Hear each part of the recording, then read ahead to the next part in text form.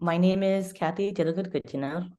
My occupation is climate envoy, representative of my government in the Ministry of Environment in the Marshall Islands. And I'm also director of the nonprofit Jo-Jikum, which is a youth environmentalist nonprofit in the Marshall Islands.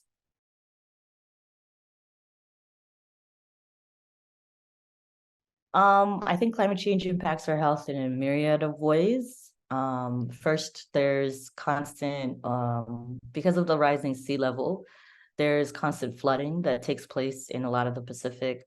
And then also an increase in disasters, which of course affects our health and our mental health through injuries, through loss of life, through loss of livelihoods and job, work that, comes off of the land, based off of the land and subsistence agriculture. It also affects our health through an increase of diseases such as dengue that increases mosquito-borne illnesses, that increases from floods and also storms. And then, of course, mental health is a big impact. The loss of islands, the loss of our islands impacts the ways we see ourselves in our future and also our cultural identity. So I think that's a big impact on our mental health. Climate grief is something that we have to process. So I think those are the big ones. It's definitely loss of livelihoods, and then harder to, and then you can also say that, there's more of an increase there's more of a having to rely on outside food because of food crops being impacted by disasters that are climate related.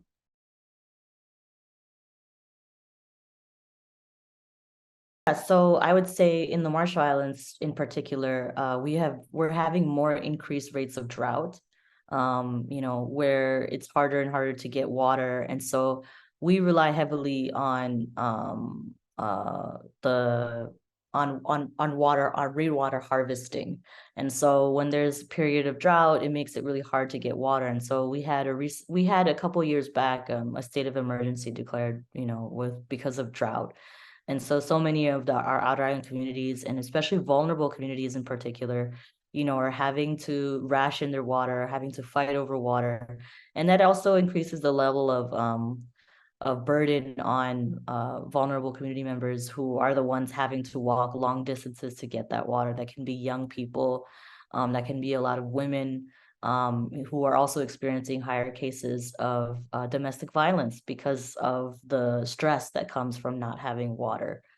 And then the other thing too is in the Marshalls, we had something called a freshwater lens. That's where a lot of our fresh water used to be. And it's almost like, it looks like a giant contact lens underneath the land. And because of the constant overflow of seawater, because of the rising sea level, and because of our island being so low to the land, we're only 2 meters above sea level, that water rushes in and it salinates, basically makes our water salty, so that's no longer drinkable. And so that's happening across a lot of our groundwater, and making it difficult to access that water, making it difficult to drink it. So that's basically, water is such an important resource, and yet it's really not accessible in an atoll nation such as ours. And so that's definitely one of the major impacts.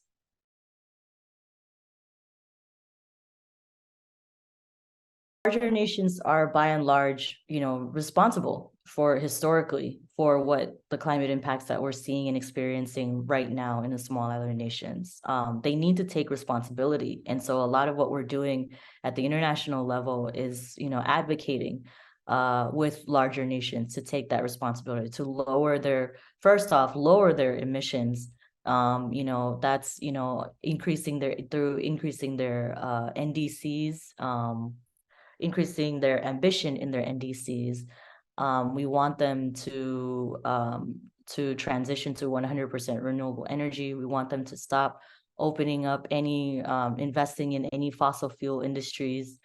We want them to increase their financing and support to the Pacific.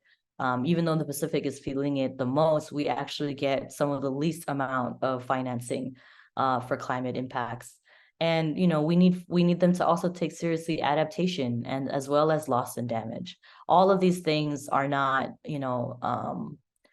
they're not competing with one another. They should all be in line with one another in terms of getting the support that larger nations need to be taking responsibility for, and being really patient, being really they need to be listening to small island developing states, to the Alliance of Small Island States. I think that we're trying to push for them to be more ambitious, and a lot of times they're more focused on maintaining their economic integrity and maintaining their economy. But it's at the risk, the cost is those of us in the Pacific who are feeling that first. So I think that's, the obligation is that they need to be increasing their financing. They need to be decreasing their emissions at, much faster rates and at much higher rates. They need to be feeling that urgency now and acting with an urgency that we need.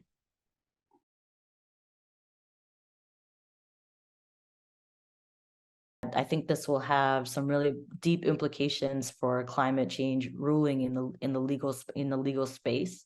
And so I think we need to be looking outside of not just the UNFCCC.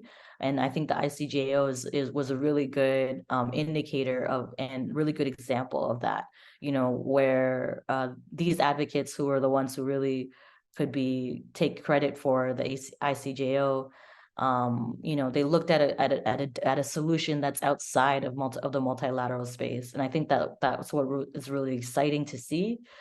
We need more creative solutions such as that. And I think for us in the Marshalls, we'll just continue to be advocating, supporting those who are, pushing this initiative. And we'll be maybe working to advocate for our youth on the ground to understand what the implications of the ICJO are.